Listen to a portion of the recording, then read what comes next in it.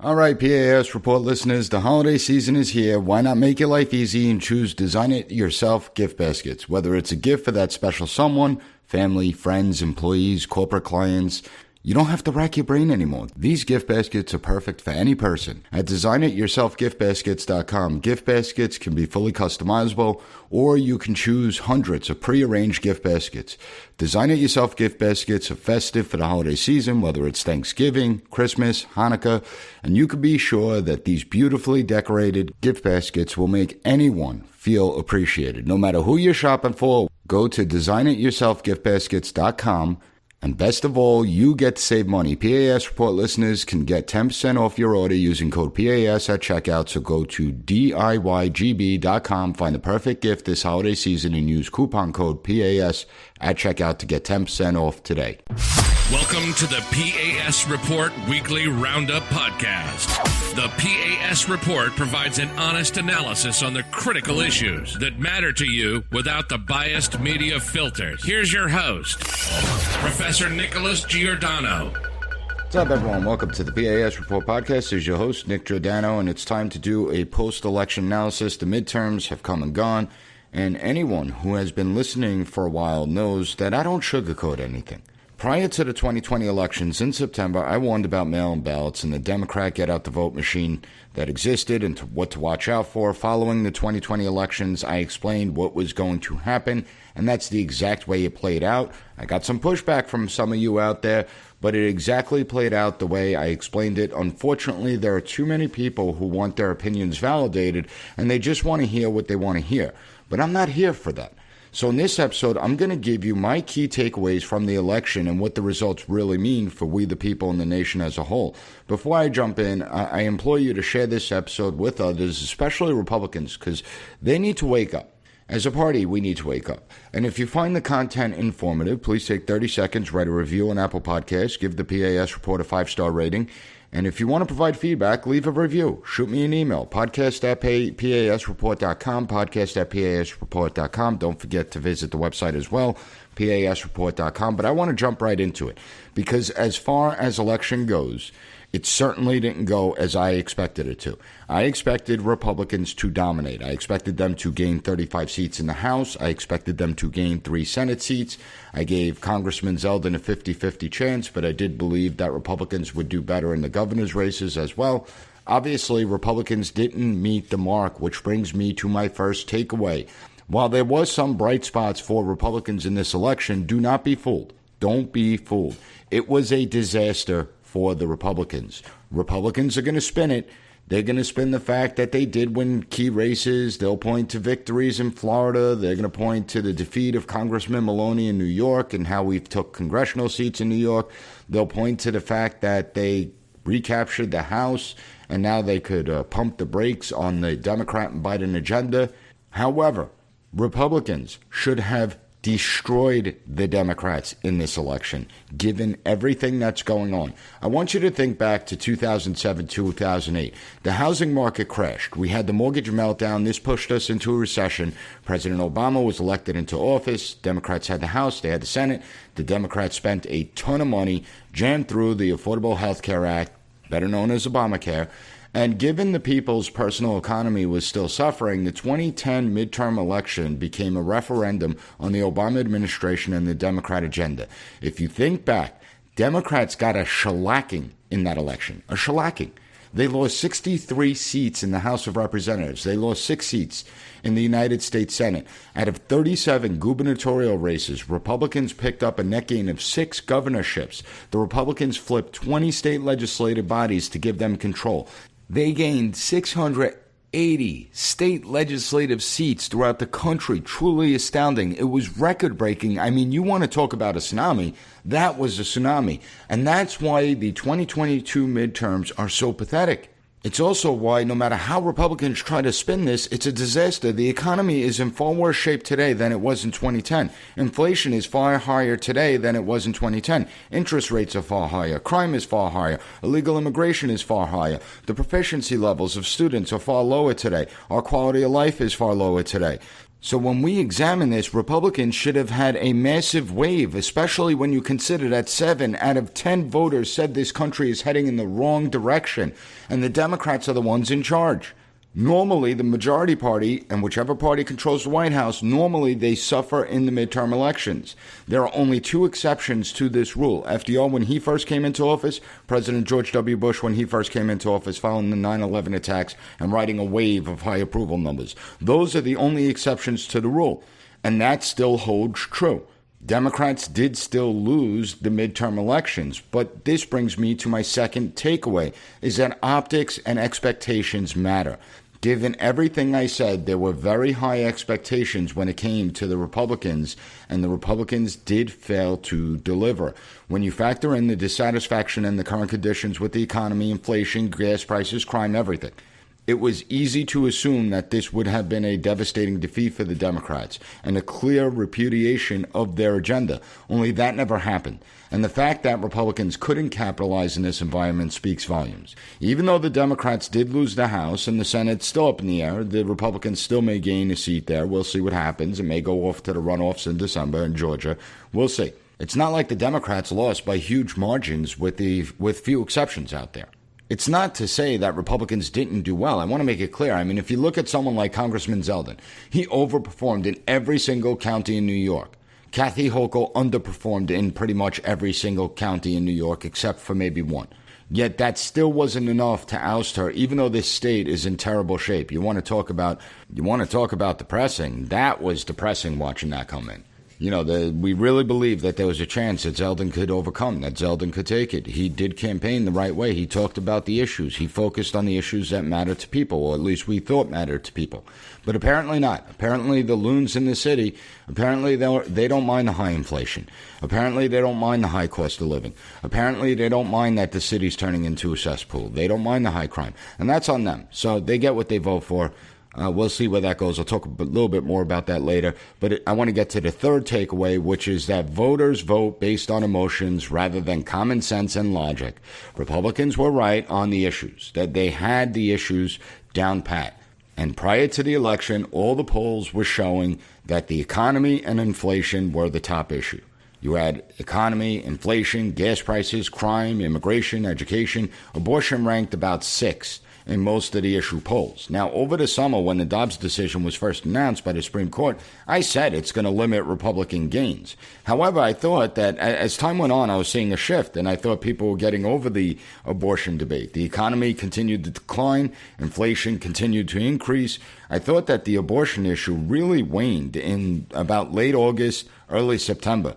And as more attention would be focused on economic concerns, I didn't think abortion would play that great of a role in this election, especially in states like New York, given that it's not going to be changed here anytime soon. I completely underestimated this as an issue because according to the exit polling, abortion ranked as the top issue for Democrats. It was the motivating factor to get them to the polls. Overall, it came in a lot higher on the list of issues than the polls were showing. This is bizarre to me. I'm sorry, it is. It illustrates that there are so many people out there who don't use reason or logic when casting a ballot. They're driven purely by emotion. Consider that about 1% to 2% of women will ever have an abortion. This is an issue that does not impact the overwhelming majority of people within society. Now consider how the economy impacts everyone. Doesn't matter what your political party is, doesn't matter what political party you identify with, it doesn't matter the color of your skin, what ethnicity you are, doesn't matter about your sexual orientation or gender. Everyone is getting crushed by the economy. Yet you had people go out there, and even though they're suffering economically, they decided to vote based on abortion. Again, it doesn't make sense to me. It's certainly not rational. Think about it this way. You're struggling to fill up your car with gas because of the high prices. You're afraid to leave your home because of the random violence. You don't feel safe in your community. But hey, you're going to vote based on something that may or may not happen. Sorry, that doesn't make sense to me. At least logical sense. At all. And this brings me to the fourth takeaway. Because people vote based on political party and ideology over competency. And that was clear last night. Last night's election showed that people would vote for a friggin' turnip as long as it had a D or an R after its name. Some will say that Republicans ran bad candidates. And listen, I'm not going to dispute that. But this goes far beyond the fact of bad candidates, and it really reveals something about the people themselves. Just look at the Fetterman-Oz race. I'm not going to lie, this one stung a little bit. The people in Pennsylvania that voted for Fetterman should be ashamed of themselves. Fetterman clearly hasn't recovered from his stroke. He clearly has cognitive issues going on. But that didn't matter to millions of voters in Pennsylvania. It doesn't matter that he's being exploited and used. See, as I explained a few weeks ago, Democrats had every opportunity to pull him from the ticket either before or shortly after the primary. They could have put in Conor Lamb. Now, I disagree with Conor Lamb on a lot of issues, but he is a capable individual. However, rather than run someone who has their mental capabilities fully intact, they decided to stick with Fetterman. And the voters of Pennsylvania elected him to be in the Senate. It tells you everything you need to know about how ideological we are. Now, clearly, Dr. Oz is more capable and competent than Fetterman is. You might not like his opinions. You might not like his ideas. You might not like his policy positions. But don't even think about trying to debate me about who's the more capable candidate, who's the more qualified candidate. So even if Oz wasn't the best of candidates, he still should have won. But Fetterman, are we really going to say he was the better candidate? I mean, here's a guy who could hardly put together a coherent thought, a coherent sentence. It's not like he was some amazing candidate or anything like that. So now it's shocking that people would actually vote for this, but it's not really surprising. Just look at the elder abuse being inflicted on Joe Biden. And this is not partisan. Yes, I am a partisan. I'm conservative. I admit that. But everyone sees what's going on. Let's not pretend that we don't all see it. When people say they vote for the issues in their interest, that's not really true. They vote for a vessel. They vote as long as they have a D or an R next to their name, that's how they're going to vote. Fetterman openly stated he wanted to ban fracking and natural gas extraction in the state of Pennsylvania. Good. That accounts for 6.1% of the jobs in Pennsylvania. It accounts for 10% of the Pennsylvanian GDP. If you ban this, how do you think you're going to make up for that loss? What do you think is going to happen to the prices of things? Now, it would have been interesting if anyone asked Fetterman that question, because he couldn't answer that question. It would be interesting if anyone asked anyone that question, but nobody answers these questions. Rather, it's all about emotion. Again, it's all about emotion and ideology, right? Oh, clean planet, got outlaw coal and gas and oil. And 2 days before the election, you had President Biden come out there and say just that, how he wants to put the oil, gas, and coal industry out of business. This wouldn't benefit Pennsylvania. In fact, it would be economically devastating to Pennsylvania. But that didn't matter to the Pennsylvania voters as long as there is a body in the Senate that has a D after his name. That's all that matters. Just look at Senator Dianne Feinstein. There are reports that she is suffering from advanced Alzheimer's disease. You never hear about these reports.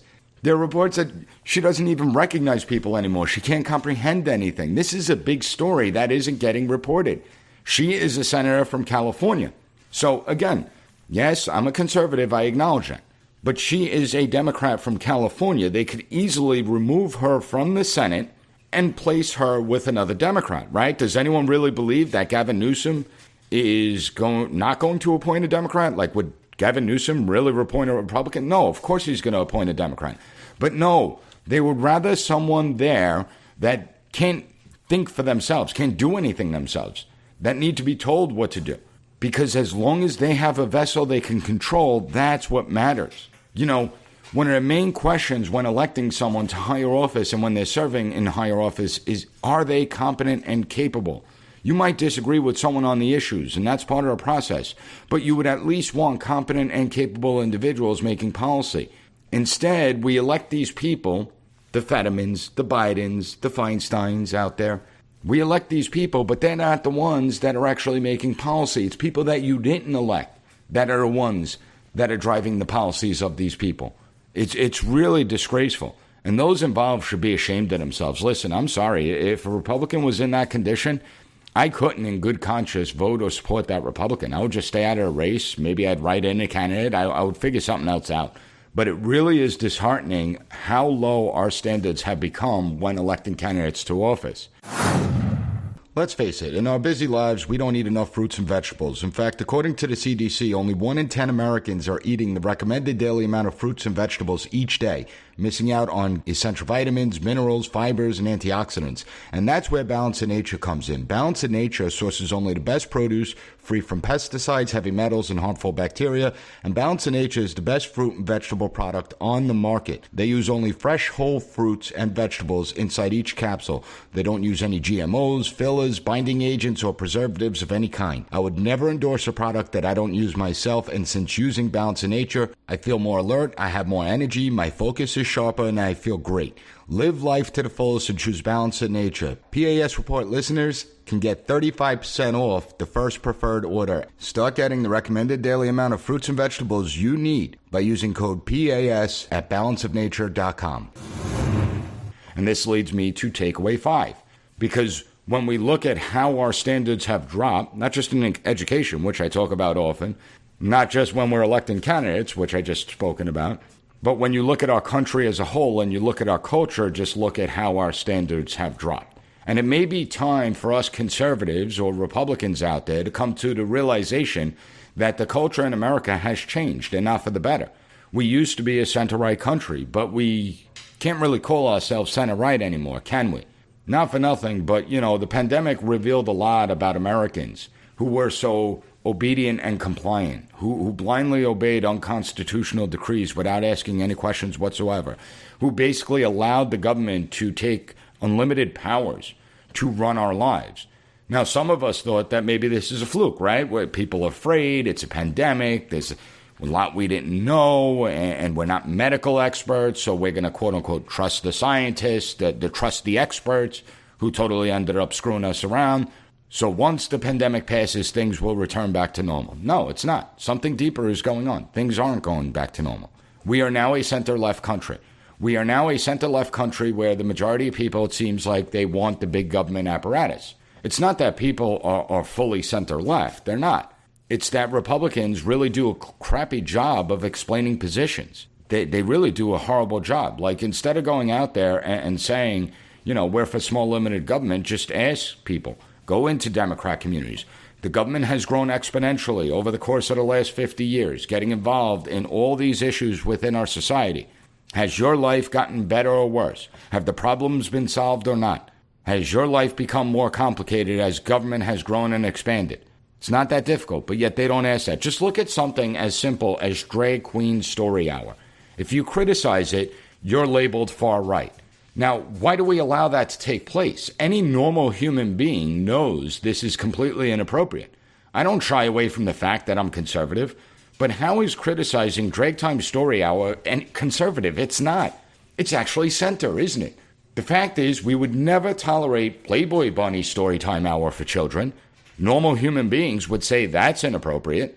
When it comes to issues like these, Republicans routinely frame these issues as political issues. They're not, and that's the wrong approach, especially when 90% of the people probably agree with me on these issues. When it comes to these culture war issues, it's not conservative versus progressive. It's normal versus insane. That's what it is. I'm sorry. Talking about kids as young as 10, 11, 12 years old getting gender-affirming surgeries. No, sorry, shouldn't be doing that. It's not a conservative thought. To me, that's a center thought. And yet Republicans don't frame it that way. And that's the way they should. See, the Democrats have moved the debate so far to the left that they've moved the center along with it. It's time for Republicans to take that control of the center, and this brings me to the sixth takeaway, because Republicans cannot control the narrative. They fail at controlling the narrative, and they have a difficult time breaking through the narrative. Even though we have all these disasters going on right now, the Democrats have a stranglehold. And they do because they have the media-industrial complex, they have big tech behind them, and they clearly do the Democrats' bidding. And so it makes it more difficult than Republicans. But Republicans have to figure out a way to get control of the narrative. It's clear. You look at the polling. You look at the exit polls. Voters didn't punish the Democrats on the economy or inflation. Many bought into the line of crap that they're feeding. Oh, inflation is a worldwide problem. There's little we could do about it. We're just going to have to live with it. That's a lie. There are things we could do about it. It's not a worldwide problem. There are plenty of countries that actually have a lower inflation rate than we do. It's clear that the Democrats blaming high energy prices on oil companies and Putin and Saudi Arabia, it's clear it worked for them. It's clear it worked for them. I mean, every American should be furious about what they're paying at the pump. This is causing real economic hardship. Yet the Democrats didn't get punished at the polls for this. And it's their policies that directly led to it. And I'll say it again, 2 days before the election, you had President Biden come out there and state how he wanted to put the oil, gas, and coal industries out of business. When it comes to crime, what are we told by the Democrats? It's a figment of your imagination.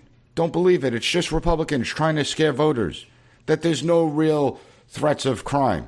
Crime doesn't exist. You know, the homeless population doesn't exist. Don't believe your eyes. I mean, I had to go to New York City last week. I went on the story with Martha McCallum, talk about the collapse of our education system. First thing that I see when I get out of the car is a guy taking a leak on other cars. So obviously I had to get back in my car, and I found the garage and put it in there and had to spend a ton of money. This is what I got to see when I pull into the city? Truly disgraceful. And yet the Democrats are able to control the narrative. It's almost like the fiery but peaceful protests. Like, are you kidding me? And they get away with it.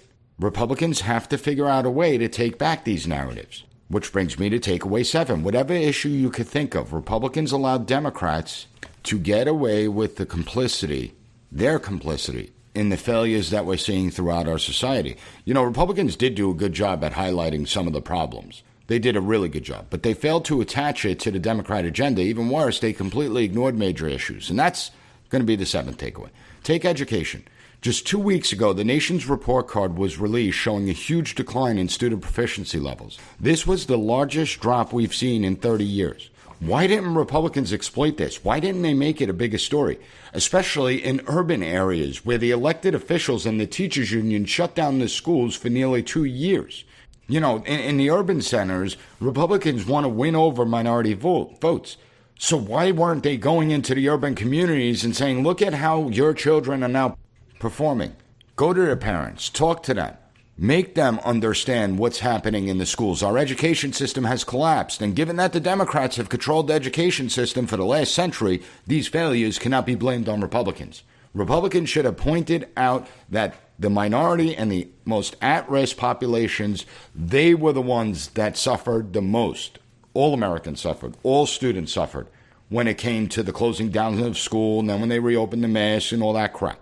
But we know that minority and at-risk populations suffered the most because we see the academic achievement gap, and we see how the academic achievement gap has increased dramatically. Go into these communities. Say, the teachers unions, the Randy Weingartners of the world, they constantly come to you and say they care about your children.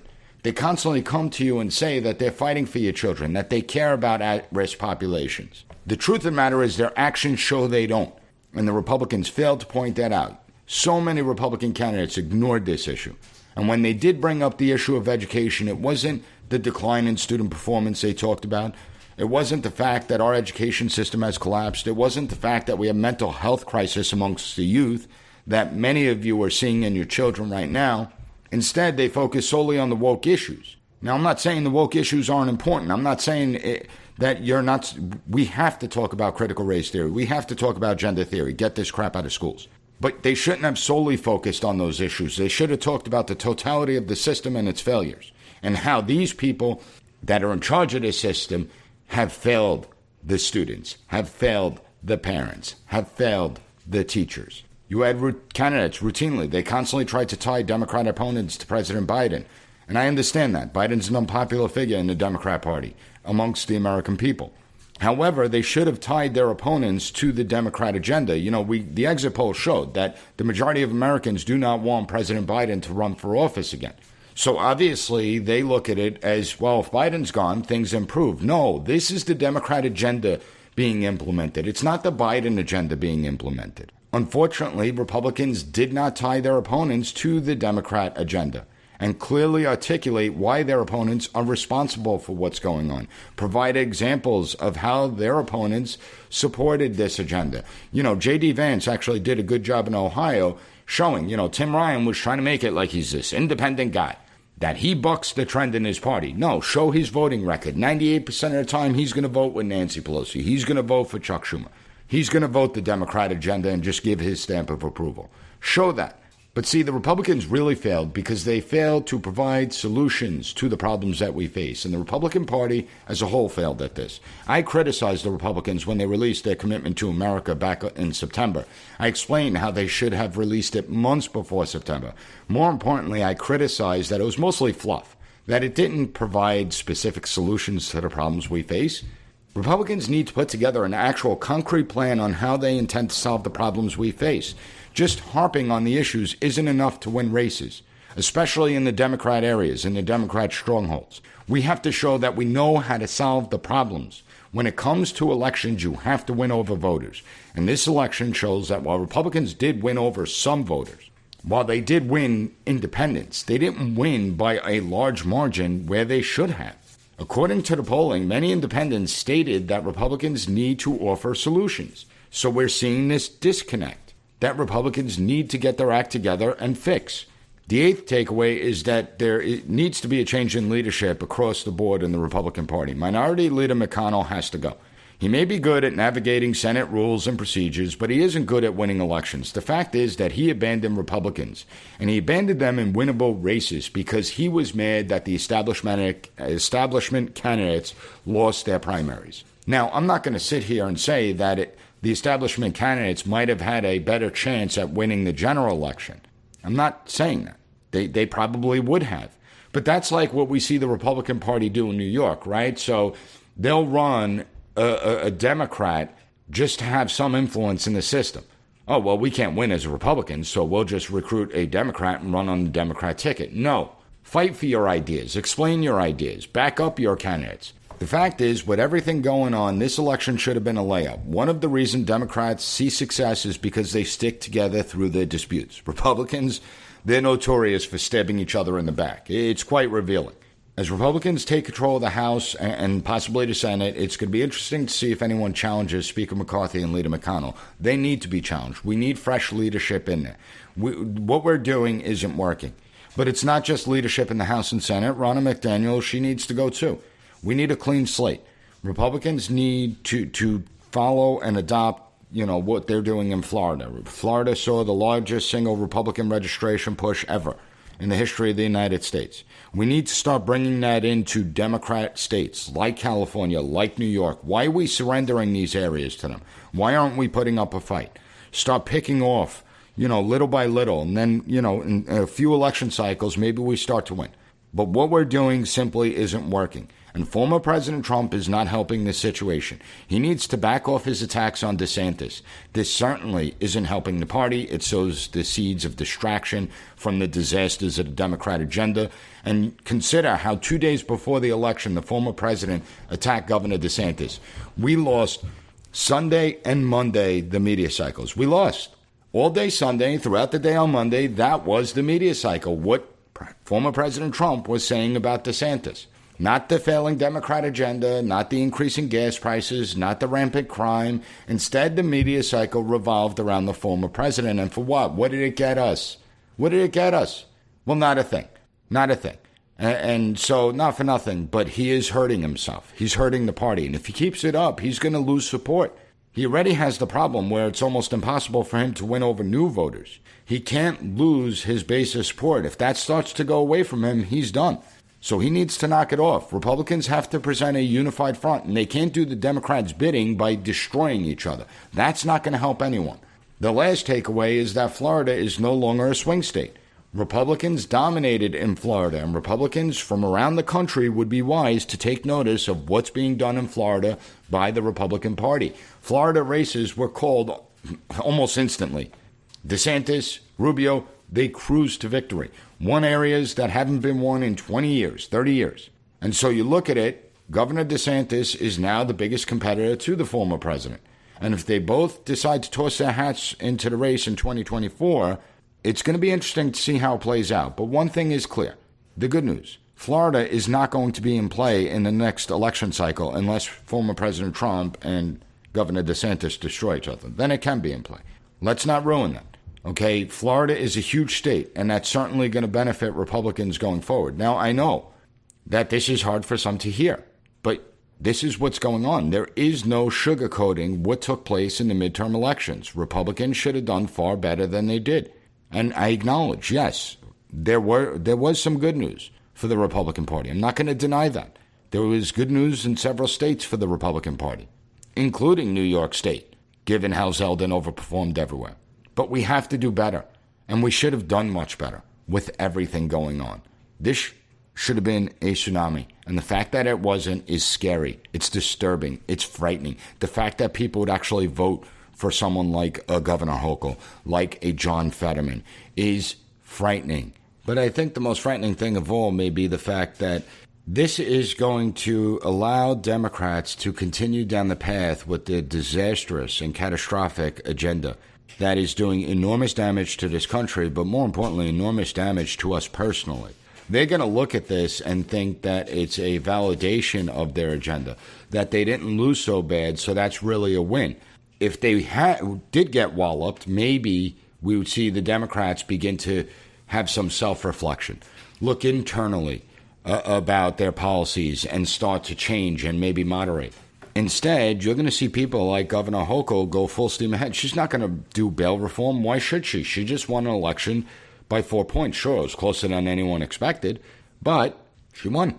And so they're not really going to change their agenda all that much. And I think that's the terrifying thing. But maybe that's what we need. You know, maybe Americans, they need to feel more economic pain. Maybe they need to feel more pain when it comes to our safety and security on the streets. Maybe that would wake people up. I don't know, but something's got to give. We can't continue going down this trend. It is a disaster on all fronts. There has to be common sense and logic that kicks in at some point. Sooner or later, you got to hold these fools accountable. And maybe if your livelihood is destroyed, maybe then you'll start holding them accountable. I don't want it to get to that level. It should never get to that level. But given what we just saw, can't help but think, what is going on in the United States? And this is a topic we're going to have to stay on top of. This is a topic we're going to have to continue to explore. Because if we continue down this trend, well then, we face a dark road ahead. So we got to wake up here. This is not a time that we could just be complacent. I hope you found the content of this podcast informative. Please share it with your family, friends, and others. Also, please leave a review on Apple Podcasts. Take 30 seconds. Leave a 5-star rating. I want to thank you for joining me, and I'll be back on Monday with another great episode of the P.A.S. Report podcast. Thank you for listening to the P.A.S. Report Weekly Roundup Podcast. Have a good one. Bye. Be sure to rate, share, and subscribe to the podcast so you'll never miss an episode. Also, visit PASreport.com and follow us on Twitter at PAS Report.